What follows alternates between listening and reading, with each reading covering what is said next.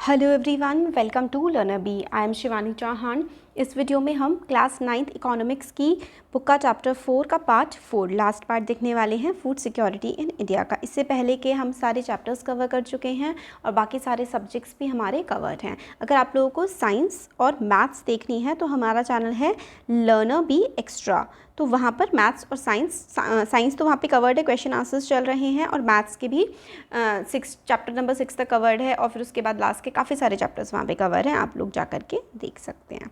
अब इस चैप्टर का लास्ट जो पार्ट है वो देख लेते हैं। तो इसमें आगे है कि हम लोगों ने यहाँ पे देखा था राशनिंग के बारे में और किस तरीके से एमएसपी डिटरमाइन होता है, ये सब। अब हम देखते हैं एनएसएसओ की report number 558 in rural areas. और हाँ, जो जितने भी इससे पहले का चैप्टर है वो मैं पिन कर दूँगी कमेंट बॉक्स में, तो आप लोग वहाँ पे देख सकते हैं। तो एनएसएसओ की नेशनल सैम्पल सर्वे ऑर्गेनाइजेशन एनएसएसओ की रिपोर्ट के according the person per month has declined, जो फ्रॉम 6.38 इन 2004-5 से 5.98 हो गया है इन 11-12 में। तो ये क्या हुआ है, ये जो हम लोगों का वीट और क्या होता है ना, जो एमएसपी होता है वो किस पे दिया जाता है, जो राशन का खाना दिया जाता है राशन शॉप्स पर, है ना। तो इस हिसाब से क्या हुआ है, पैसे धीरे धीरे करके कम किए गए हैं ताकि ज़्यादा से ज़्यादा लोगों को इसका बेनिफिट मिल सके। अर्बन एरिया में पर मंथ पर person consumption of rice to has decline. तो यहाँ पर क्या हो रहा है, पैसे कम करके दे रहे हैं, बट हमें रिपोर्ट्स के अकॉर्डिंग देखने को मिल रहा है कि लोगों का जो कंजम्पशन है, यानी कि लोगों का खाना जो है वो कम हो रहा है। तो ये तो एक अच्छी चीज़ हमें यहाँ पे देखने को नहीं मिल रही है ना। तो ये इस तरीके से डिक्लाइन हुआ है लोगों का per capita consumption. Per capita का मतलब होता है प्रति व्यक्ति, तो प्रति व्यक्ति लोग जो खाना खा रहे हैं वो कम हो रहा है, तो ये चीज़ तो सही नहीं है। Per capita consumption of PDS public distribution system rice is doubled in rural areas and increase by 66% in urban areas since 2004-5। तो अलग अलग डेटा है।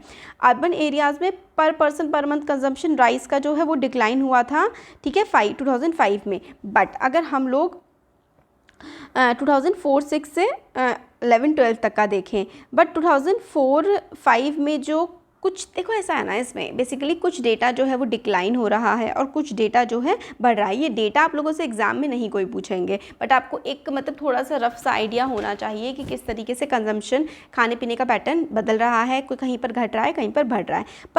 Per capita consumption of PDS wheat has doubled since 2004-5 in both rural and urban areas. तो wheat का यानी कि गेहूँ का कंजम्पशन जो है वो बढ़ा है। PDS dealers are sometimes found resorting to malpractices like diverting the grains to open market to get better margins, selling poor quality grains in ration shops, irregular opening of the shops etc. तो ये सब चीज़ें इस वजह से भी हो रही हैं, जैसे कि आपने भी अपने आसपास देखा होगा कि जो पीडीएस शॉप वाले लोग हैं वो बहुत ही ज़्यादा गलत काम करते हैं, जैसे कि अपनी राशन की दुकान ज़्यादातर टाइम बंद रखते हैं। गरीब लोग आते हैं तो उनको कह देते हैं कि राशन ख़त्म हो गया है, कल आना। इस तरीके से जो राशन होता है अच्छा वो दुकानों में बेच देते हैं मार्केट में, बिल्कुल ही ख़राब टाइप का राशन जो है पीडीएस की दुकानों पर बेच रहे होते हैं। ये चीज़ें illegal है। It is common to find that ration shops regularly have unsold stock of poor quality grains left। तो बहुत ही ज़्यादा पुअर ख़राब क्वालिटी का जो है अनाज वो रखते हैं अपने पास, अच्छी क्वालिटी का बेच देते हैं। This has prove to be a big problem. ये काफ़ी बड़ी प्रॉब्लम है, ऑब्वियसली ख़राब क्वालिटी का फिर ग्रेन कोई खरीदता नहीं है और गरीब लोगों को बहुत ज़्यादा दिक्कतें होती हैं। When ration shops are enable to sell a massive stock of food grains pile up at FCI. अब राशन की दुकानों पे ये बिकता नहीं है तो फिर वापस एफसीआई के गोदाउन में चला जाता है और वहाँ पर सड़ता है। In recent years there is another factor that has led to decline in PDS. अब पीडीएस जो है वो डिक्लाइन हुआ है, वो क्यों हुआ है? Earlier every family poor and non poor had a ration card with a fixed quota of items such as rice, wheat, sugar etcetera. पहले तो जो गरीब हो या अमीर हो, सबका जो है सबके पास राशन कार्ड होता था और सब लोग राशन की दुकानों से लेकर के भी आते थे। These were sold at same low price to every family. तो बिल्कुल कम दाम पर सबको बेचा जाता था, चाहे कोई अमीर फैमिली हो, गरीब हो, कुछ भी हो, एक ही दाम पे सबको बेचा जाता था। और the 3 type of cards and the range of prices that you see today did not exist. तो आज से कुछ सालों पहले जो 3 अलग अलग तरीके के राशन कार्ड्स हैं और सबके अलग अलग प्राइस रेंज है, वो पहले ऐसा नहीं होता था। पहले एक ही टाइप का राशन कार्ड होता था और सबको एक ही दाम पे खाना मिलता था। A large number of families could bye food grains from ration shops subject to a fixed quota.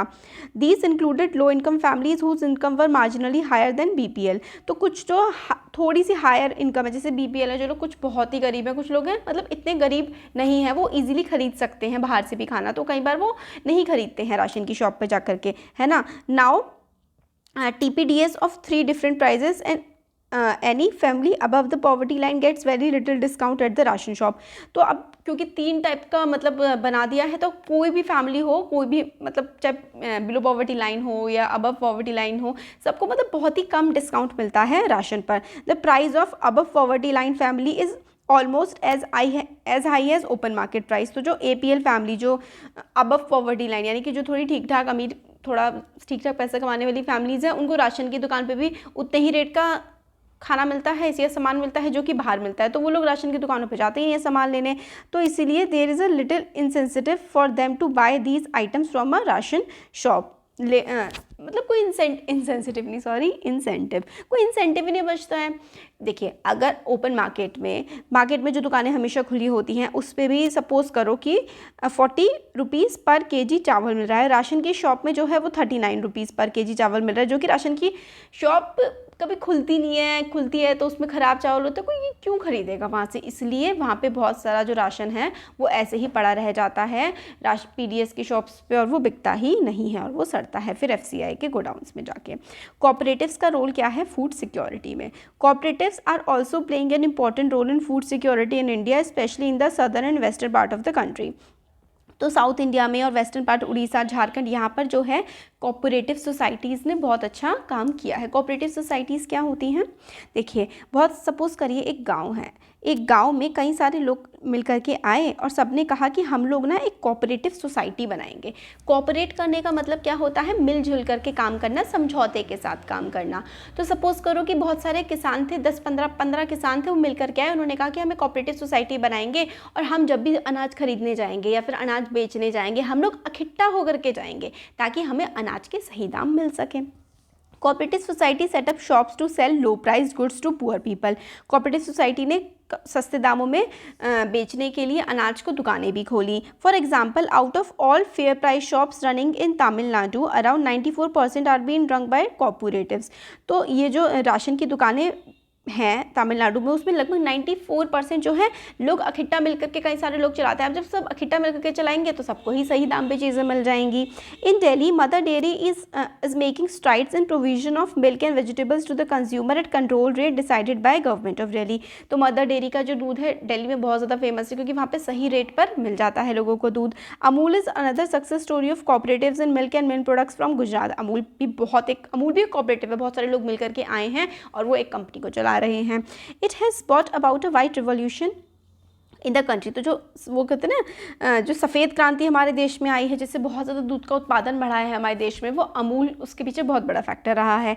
There are few example of many more cooperatives running in different part of the country ensuring food security of different section of society. तो और भी अलग अलग areas में cooperatives चल रहे हैं हमारे देश में, फूड सिक्योरिटी को इंश्योर कर रही हैं ये कोऑपरेटिव्स.